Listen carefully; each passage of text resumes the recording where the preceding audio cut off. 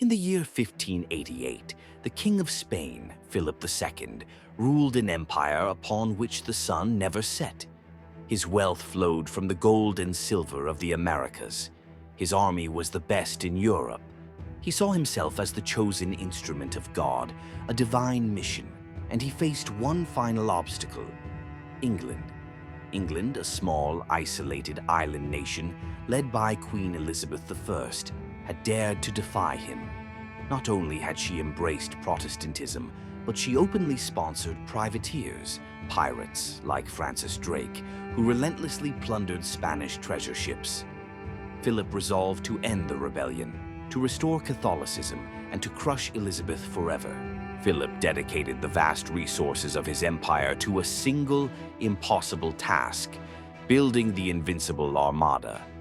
This was not merely a navy, it was a floating fortress.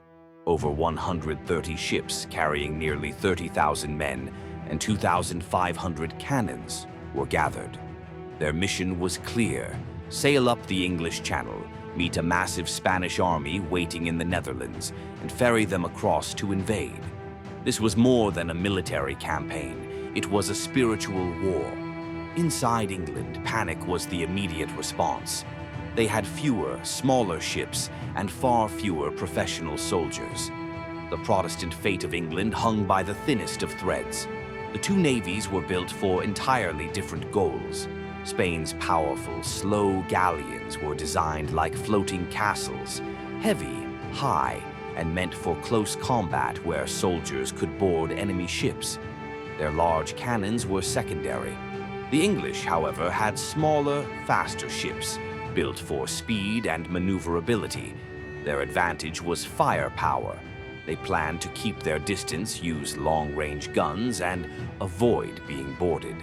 Their strategy was hit and run, exploiting speed where Spain relied on size. In late July, the Armada entered the English Channel in a massive, disciplined crescent formation, miles wide, designed to protect the slower troop transports within its center. It was an awesome and terrifying sight. Across England, a network of signal fires blazed, carrying news of the invasion toward London.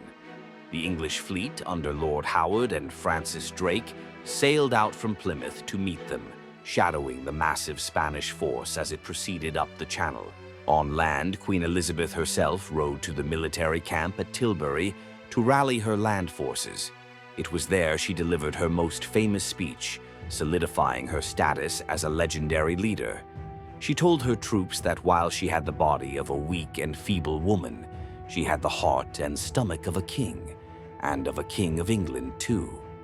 She swore she would lay down her honor and her life for her people, and my God, she added, she would live and die among them all.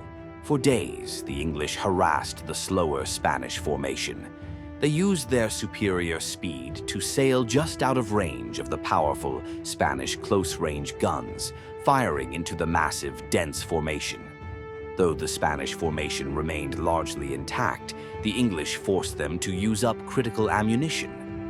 The plan was working: drain their resources, avoid being drawn into a close combat fight, and prevent them from meeting the army in the Netherlands.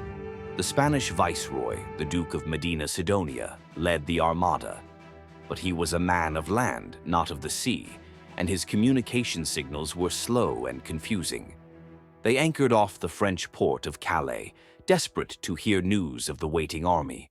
What followed was the Battle of Gravelines, the only major direct clash of the campaign. The Spanish formation was shattered. The English used their superior maneuverability and cannon technology to devastating effect. They pounded the hulls of the heavy galleons, keeping them out of boarding range. But the final, ultimate victor was neither English nor Spanish. It was the weather. A massive, unforeseen Atlantic gale, a hurricane, swept into the Channel, scattering the remaining Spanish fleet and driving them northward. The planned invasion was impossible. The Spanish retreat had begun. The only way home for the remaining Armada was the long way home, a dangerous passage north around the treacherous coast of Scotland and Ireland. The English pursued them, but it was the attrition caused by the relentless storms and lack of supplies that delivered the final blow. Spanish ships were wrecked on rocky coastlines. Hundreds of men starved or drowned. Of the original 130 vessels that set sail, only 2/3 made it back to Spain. 44 ships and 15,000 men were lost, mostly to the sea, not to English guns. The defeat of the Spanish Armada marked a major pivot point in world history. Spain's dominance was cracked, beginning a slow, steady decline. For England, it was the start of their golden age and the rise of their naval power. They proved that fast ships and superior firepower could overcome raw size. The victory solidified England's future as a Protestant nation, safe from invasion.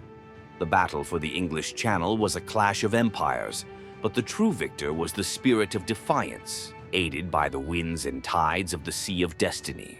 If you found this epic story of naval warfare and national destiny valuable, subscribe to our channel for more deep dives into the events that shaped the world. And let us know in the comments, which empire's downfall should we cover next?